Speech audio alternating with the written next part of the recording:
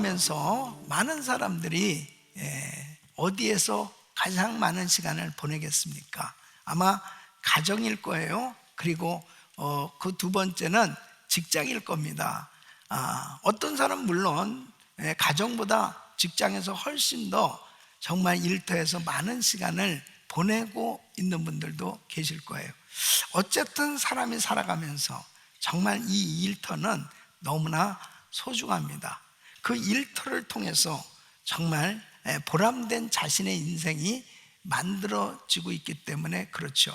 그래서 사람들이 누구나 다 이렇게 사람들을 처음 만나게 되면 이분이 무슨 일을 하고 있을까, 또 어떤 직업을 가지고 있을까 궁금해서 무슨 일 하시죠 하고 물어보곤 하죠.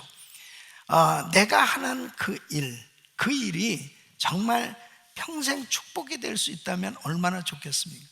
여러분이 하는 그 일이 정말 내 삶에 보람된 삶, 의미 있는 삶을 만들 수도 있고, 또 어떤 사람은 정말 자신의 그 삶에 할 수 없이 삶을 영위하기 위해서 억지로 마지못해서 정말 일하는 그런 경우도 있을 수 있을 거예요.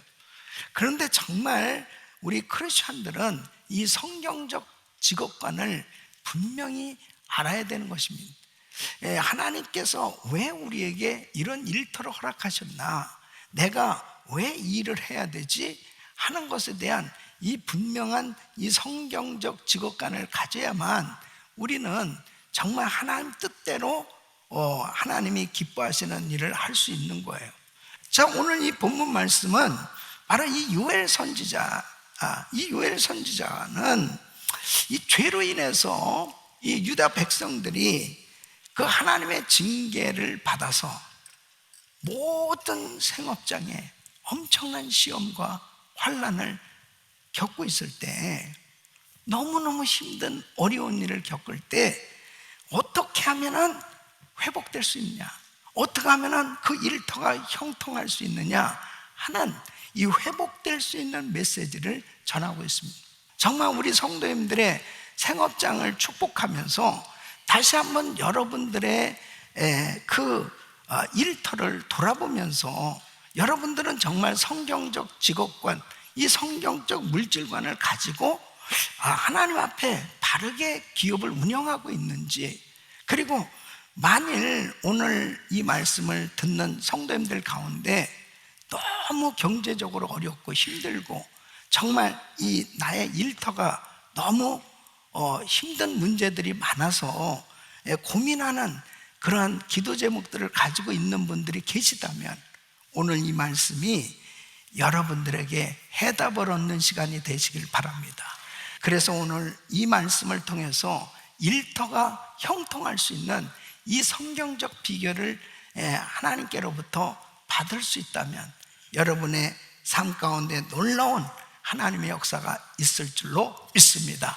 자, 그러면 어떻게 정말 하나님께서 이렇게 어려운 환경 가운데 있는 일터에 은혜를 베풀어 주시고 회복시켜 주시고 놀라운 부흥을 주시고 형통케 하시는 이런 은혜를 주시느냐? 반드시 오늘 이 말씀 가운데 그 성경적 원리가 있어요.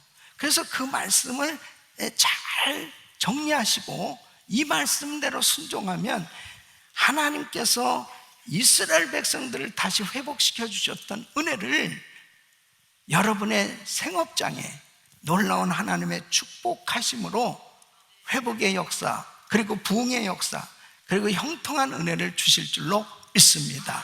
그 첫째는 가난과 물질의 고난 가운데서도 주님을 바라보아야 한다 하는 겁니다. 여러분, 이스라엘의 역사를 보면 이 이스라엘 백성들이 하나님과 바른 관계를 맺었을 때는 하나님께서 놀라운 풍요를 누릴 수 있도록 은혜를 주셨던 걸 보게 됩니다.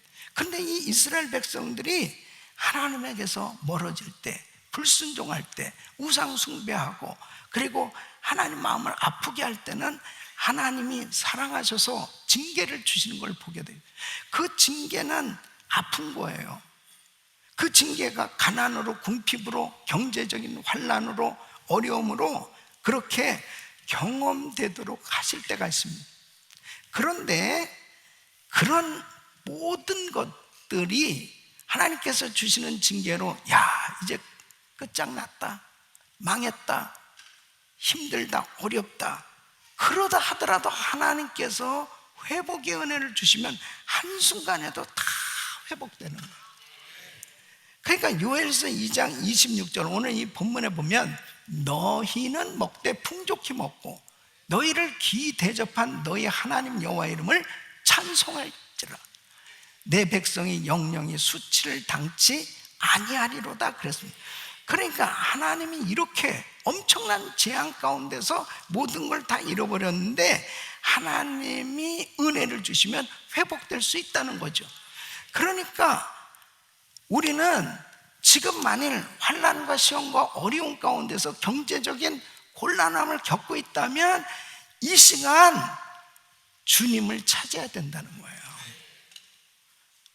사람들을 찾아다니고 돈 빌리러 다니고 그리고 불평하고 원망하면서 세상을 방황할 것이 아니고 하나님 앞에 나와라는 거예요. 하나님을 찾으라는 거예요. 자, 보세요. 이스라엘 백성들이 왜 이렇게 기근과 전쟁을 통해서 어려운 일을 당하게 되었는가? 왜 이스라엘 백성들에게 이런 어려운 일을 하나님이 허락하셨는가? 바로 이 요엘 선지자는 그 원인에 대해서 지금 말씀을 하고 있어요. 지금 이 이스라엘 백성들 가운데 농사를 짓는 사람들에게 있어서는 이 농작물은 너무 소중한 열매요, 재산이잖아요. 그런데 요엘서 1장 4절에 보면 팥종이가 남긴 것을 메뚜기가 먹고 메뚜기가 남긴 것을 늑이 먹고 늑이 남긴 것을 황충이 먹었도다 그랬습니다. 자, 팥종이, 메뚜기, 늑, 황충은 다 이 메뚜기과에 속한 이 곤충들입니다.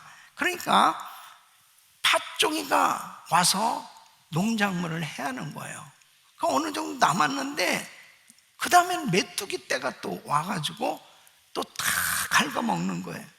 그리고 어느 정도 남았는데 늑이 또 나타난 거예요. 그것들이 다들, 그 다음에는 나머지는 황충이가 다 먹어버린. 자, 이건 뭐예요? 아니, 그냥 완전히 쑥밭이 된 겁니다. 예.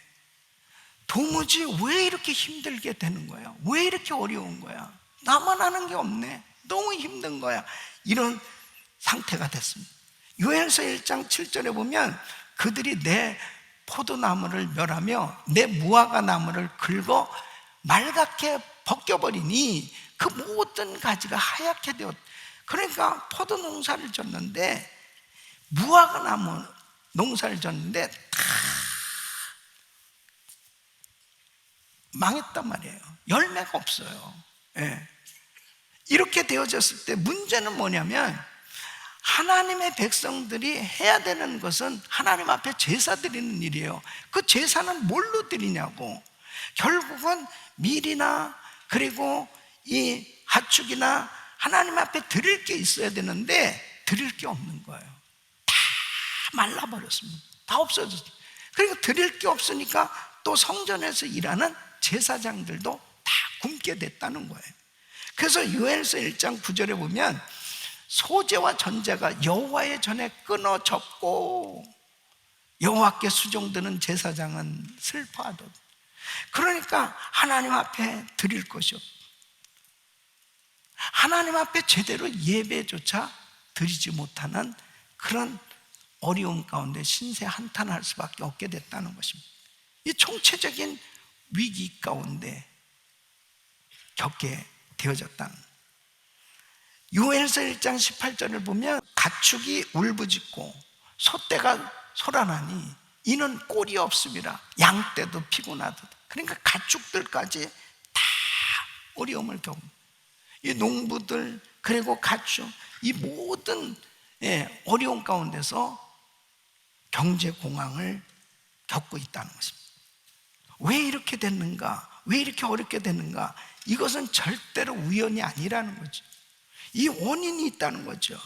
그래서 요엘 선지자는 하나님 앞에 기도하는 가운데 이 하나님이 내리신 재앙이구나 하는 사실을 깨닫고 바로 이 재앙의 원인과 그리고 어떻게 하면 해결책에 대해서 하나님 앞에 기도하면서 하나님이 주신 은혜로 이 모든 것이 회복될 수 있음을 말씀하고 있습니다. 하나님께서 회복시켜 주실 수 있는 것이죠. 그래서 시편 50편 15절에 환난 날에 나를 부르라 내가 너를 건지리니 네가 나를 영화롭게 하리로다. 여러분, 이런 환난을 당할 때 절대로 세상적인 생각 가지고 인간적인 생각 가지고 이 문제를 해결하려고 하면 절대 해결 안 돼요. 절대 해결 안 됩니다. 여러분, 사무엘하 21장에 보면은 다윗 왕 시대에 3년 동안이나 기근이 계속해서 지속됐습니다. 1년도 아니고 2년도 아니고 3년. 여러분, 우리가 팬데믹도 3년을 지내보니까 어떻습니까? 정말 힘들었잖아요. 그때에 다윗은 이런 재앙의 문제를 바로 영적인 차원에서 해결하려고 했습니다. 이게 참 놀라운 은혜인 거예요. 그러니까 사람들이 이 현상적으로 되어지는 모든 어려운 일들을 인본적인 생각으로, 인위적인 생각을 가지고 문제를 해결해 보려고 하면 절대로 해결이 안 된다니까요. 더 깊은 늪에 빠질 수밖에 없는 거예요. 돈 빌리러 다닌다고 되겠습니까? 아니면 어떤 인간적인 생각으로 뭘 어떻게 해결해 보려고 한다고 되겠어요? 하나님께로부터 임한 재앙이라면 하나님이 나를 깨닫게 해주시기 위해서 나의 사업에 지금 어려움이 있고 나에게 지금 공고한 힘든 그런 환난의 때가 되었다면 이러한 재앙의 문제는 영적인 차원에서 해결해야 된다는 거예요. 그래서 역대하 7장 13절로 14절에 이렇게 말씀하죠. 혹 내가 하늘을 닫고 비를 내리지 아니하거나 혹 메뚜기로 토산을 먹게 하거나 혹 연병으로 전염병으로 내 백성 가운데 유행하게 할 때에 내 이름으로 일컫는 내 백성이 그 악한 길에서 떠나 스스로 겸비하고 기도하여 내 얼굴을 구하면 내가 하늘에서 듣고 그 죄를 사하고 그 땅을 고칠지라. 그래서 여러분, 이 땅을 고쳐주실 수 있는 분은 하나님이세요. 나의 삶의 문제를, 근본적인 문제를 해결해 주실 분은 오직 하나님이십니다. 믿습니까? 그 하나님께서 여러분의 사업장에 은혜를 주셔야 되는 거예요. 고린도후서 8장 9절에 보면 우리 주 예수 그리스도의 은혜를 너희가 알거니와 부유하신 자로서 너희를 위하여 가난하게 되심은 그의 가난함을 인하여 너희로 부유케 하려 하심이니라. 하나님은 우리가 부유케 되어지기를 원하세요. 하나님은 우리 성도님들의 삶에 은혜를 주셔서 부유한 인생이 되기를 원하세요. 이것이 하나님의 본심입니다. 하나님은 부유하신 자로서 하나님이세요. 그런데 우리 예수님이 이 땅에 가장 가난하고 가장 힘들고 어렵게 그렇게 사셨어요. 그렇게 가난하게 사신 그 이유가 뭐예요? 예수 믿는 우리를 부유케 하려 하심이라. 이게 복음이에요. 바로 우리 예수님께서 우리에게 이런 놀라운 부유를 주시기 원하시는 것이 주님의 심정인데, 왜 우리 삶 가운데 때로는 절망적일 수밖에 없는 그런 경제적인 힘들고 어려움을 때로는 허락하실 때도 있어요. 그때가 바로 하나님을 찾을 때란 말이에요. 하나님을 바라볼 때란 말이에요. 너무 내가 돈 물질 세상만 바라보면서 잔뜩 땅만 바라보면서 살 때 주님이 때로는 야, 너 나 좀 바라봐라. 너 나 좀 볼 수 없겠니? 예? 하나님이 사랑하는 사람일수록 더 주님은 나를 좀 바라보라는 거예요.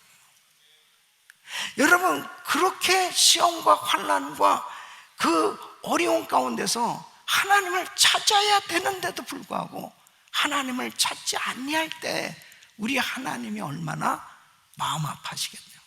하나님의 얼굴을 구하십시오. 절대로 낙심하고 좌절하고 불평하고 원망하는 자리에 있지 말고, 절대로 돈이 없다고 사람들에게 정말 돈 빌리러 다니는 그런 어려운 그런 상황 가운데 하나님을 더 구할 수 있다면 우리 하나님이 부끄럽지 않도록 수치당하지 않도록 회복시켜 주시고 역사해 주실 줄 믿습니다. 두 번째는 금식하고 기도하며 회개하고 돌이켜야 되는 것입니다. 여러분, 하나님은 거룩하신 하나님이에요. 죄하고 함께 하실 수 없어요. 그래서 이사야서 59장 1절로 2절 보면 여호와의 손이 짧아서 너를 구원치 못하심이 아니요 귀가 둔해서 너희 말을 듣지 못하심이 아니라 너희 죄악이 너희와 너희 하나님 사이를 갈랐다, 하나님 사이를 내었다, 이렇게 말씀하고 계세요. 죄악을 품는 기도는 듣지 아니하신다는 거예요. 그러니까 요엘 선지자를 통해서 이 이스라엘 백성들에게 야, 지금 이 가뭄과 병충해의 재앙은 바로 하나님께로 임한 재앙이라면 그 죄악을 가지고는 해결할 수 없지 않느냐. 그래서 요엘서 2장 12절 14절에 이렇게 말씀하십니다. 여호와의 말씀에 너희는 이제라도 금식하며 울며 애통하고 마음을 다하여 내게로 돌아오라 하셨나니, 내게로 돌아오라는 거예요. 너희는 옷을 찢지 말고 마음을 찢고 너희 하나님 여호와께로 돌아올지어다. 그는 은혜로우시며 자비로우시며 노하기를 더디하시며 인애가 크시사 뜻을 돌이켜 재앙을 내리지 아니하시나니, 주께서 혹시 마음과 뜻을 돌이키시고 그 뒤에 복을 끼치사 너희 하나님께 소제와 전제를 드리게 하지 아니하실는지 누가 알겠느냐.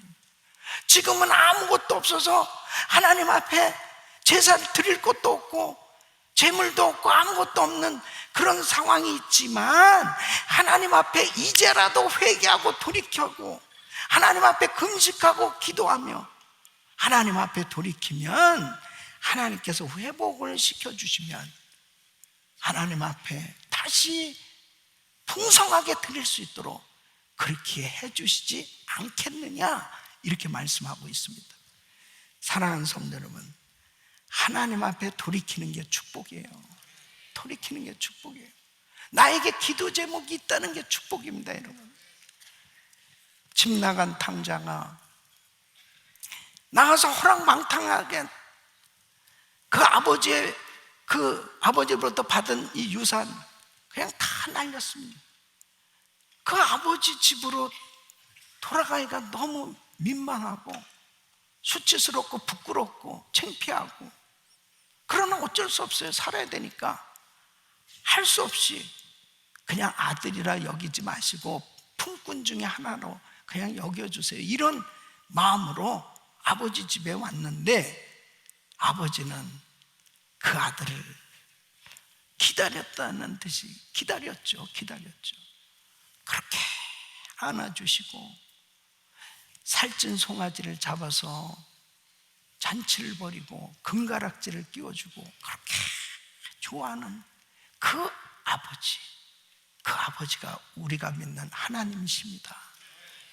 내가 비록 실수하고 잘못하고 그래서 다 모든 걸 잃어버렸다 할지라도 지금이라도 다시 돌이켜서 아버지 앞으로 나오면, 하나님께로부터 하나님께로 나오면 우리 하나님은 두 팔을 벌리시고 나를 받아주시고 회복시켜 주실 줄로 믿습니다. 요엘서 2장 15절로 17절에 이렇게 말씀하십니다.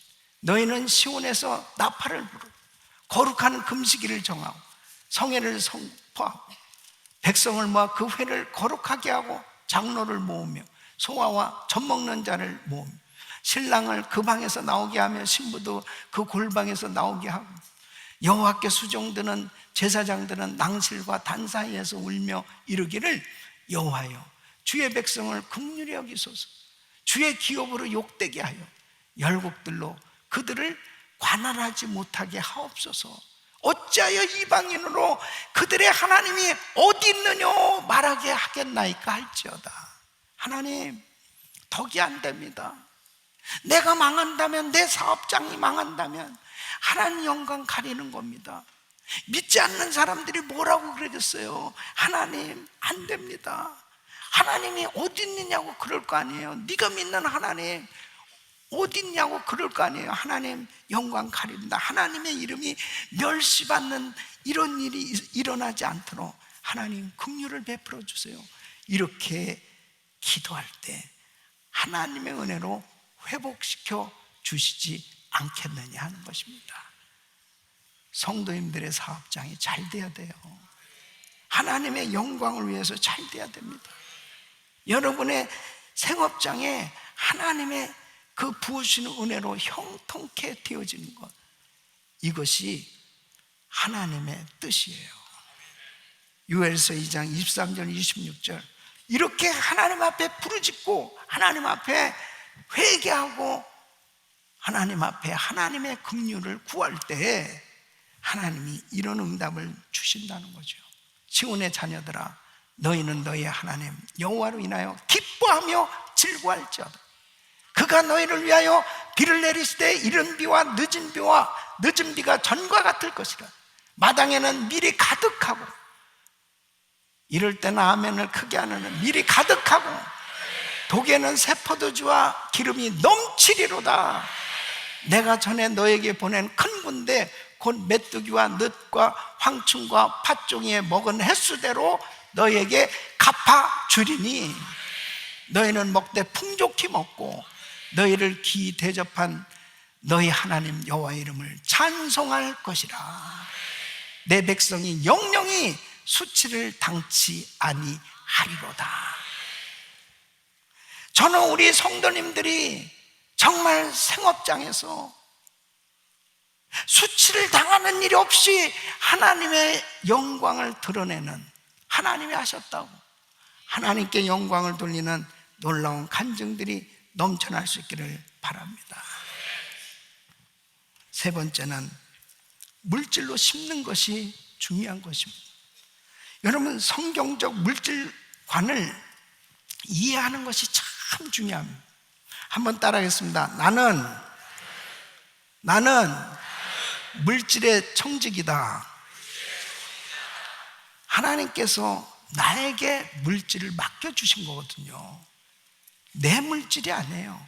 하나님께서 나에게 맡겨진 이 물질을 가지고 하나님의 나라를 위해서, 하나님의 영광을 위해서 쓰여지도록, 그 물질은 바로 하나님을 섬기는 도구가 되어야 되는데, 이 성경적 물질관을 제대로 갖지 못하면 물질의 노예가 돼서 신앙생활이 되어질 때 결국 아무 일도 못하는, 하나님보다 물질을 더 사랑하는 그런 삶이 되어진다면 결국 나의 인생은 하나님 기뻐하시는 삶이 되어질 수 없어요. 그래서 우리 예수님이 마태복음 6장 24절에 이렇게 말씀합니다.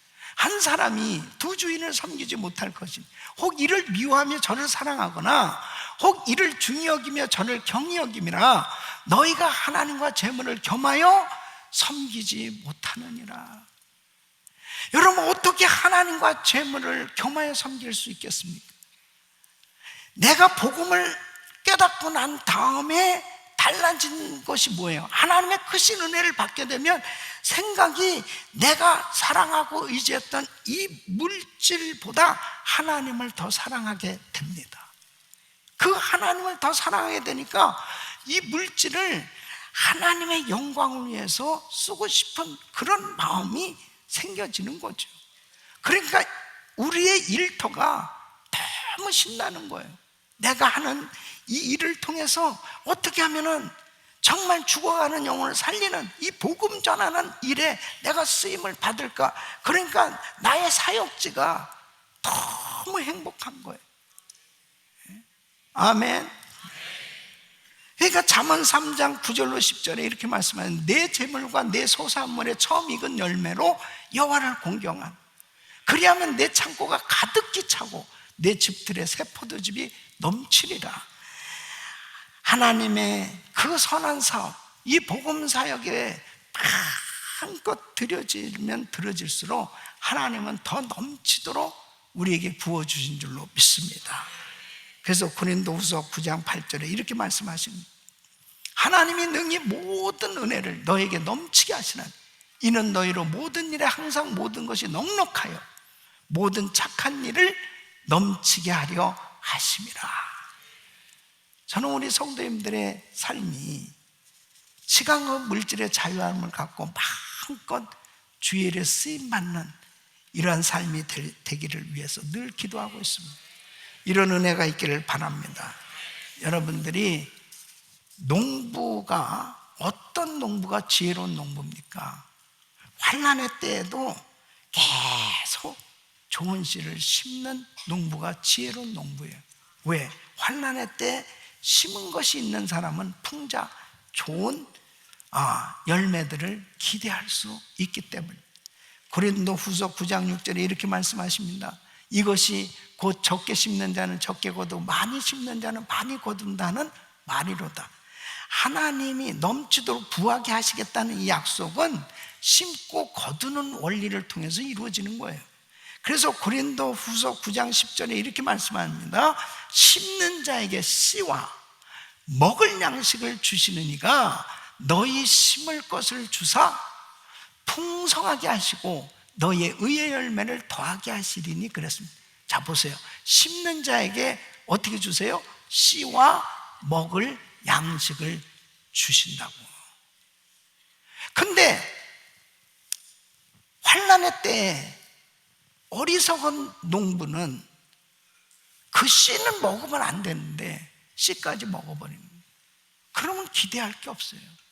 좀 힘들지만 그 씨를 심은 농부는 환난과 기근의 때에도 풍작을 기대할 수 있다니까요. 이게 신앙적인 원리입니다. 자, 보세요. 도르가라고 하는 여제자가 있었습니다. 옷을 만드는 그런 기술로 또 생업을 감당하고 그러면서 엄청난 이 구제를 했습니다. 그래서 사도행전 9장 36절에 보면은 바로 도르가라 선행과 구제하는 일이 뭐예요? 심이 많더니, 이 심이 많다, 부지런히 심었단 말이에요. 선행과 구제를 부지런히 심었어요. 어느 날 환난을 당했습니다. 죽게 되었습니다. 그런데 베드로를 통해서 이 도르가를 다시 하나님이 도로가, 그래서 다시 살아났습니다. 예? 이름도 잘 지어야 돼. 도로한이라고 짓든지 어떻게 그래. 여러분, 고넬료 가정 어떻습니까? 이 고넬료는 백부장 이방 사람이란 말이에요. 그런데 사도행전 10장 2절에 보면 하나님을 잘 믿었다고요. 백성을 많이 구제하고, 이게 많이 구제하는 게 이게 심는 겁니다. 예? 많이 구제하고 항상 기도하더니 이거 심는 거예요. 이렇게 부지런히 심었더니 어느 날 하나님께서 은혜를 주시는데 정말 이방인으로서는 처음 이 베드로가 이 집에 와서 말씀 전에 다 성령을 받는 거예요. 다 은혜를 받는 거예요. 여러분, 부지런히 심을 때 하나님은 내가 생각하지도 못했던 은혜를 30배, 60배, 100배로 주시는 줄 믿습니다. 사랑하는 성도 여러분, 여러분들의 삶이 지금 부지런히 심는 삶이라면 그것은 참 지금은 눈에 보이는 게 없는 것 같아도요, 결국은 여러분이 웃을 날이 있고 정말 하나님께 영광 돌릴 날이 있고 그리고 하나님께 감사할 날이 있을 줄로 믿습니다.